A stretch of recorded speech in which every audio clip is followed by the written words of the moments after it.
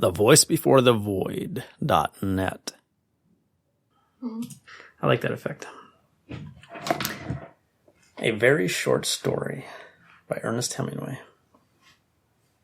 One hot evening in Padua, they carried him up onto the roof, and he could look out over the top of the town. There were chimney swifts in the sky. After a while it got dark, and the searchlights came out. The others went down and took the bottles with them. He and Luz could hear them below on the balcony. Luz sat on the bed. She was cool and fresh in the hot night. Luz stayed on night duty for 3 months. They were glad to let her. When they operated on him, she prepared him for the operating table, and they had a joke about friend or enema.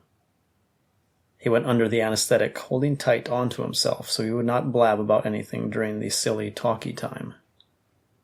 After he got on crutches, he used to take the temperatures so Luz would not have to get up from the bed. There were only a few patients, and they all knew about it. They all liked Luz. As he walked back along the halls, he thought of Luz in his bed. Before he went back to the front, they went into the Duomo and prayed. It was dim and quiet, and there were other people praying.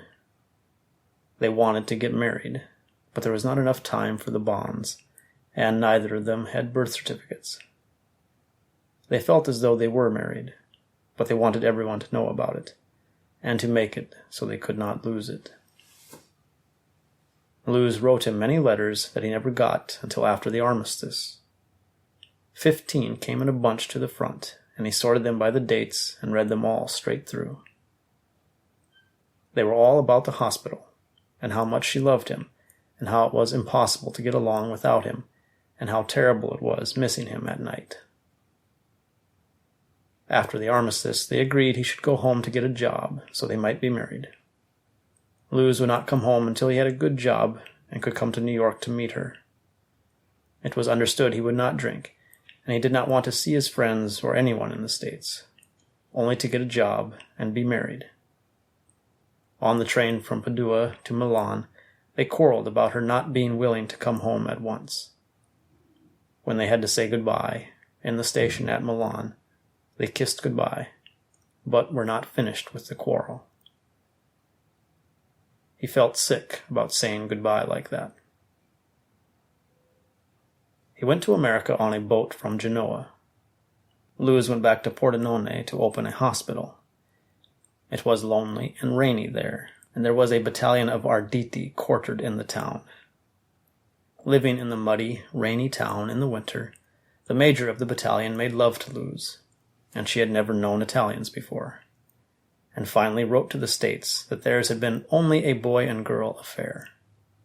She was sorry, and she knew he would probably not be able to understand, but might someday forgive her, and be grateful to her, and she expected, absolutely unexpectedly, to be married in the spring. She loved him as always, but she realized now it was only a boy and girl love. She hoped he would have a great career, and believed in him absolutely. She knew it was for the best. The major did not marry her in the spring, or any other time. Luz never got an answer to the letter to Chicago about it. A short time after, he contracted gonorrhea from a salesgirl in a Loop department store while riding in a taxicab through Lincoln Park.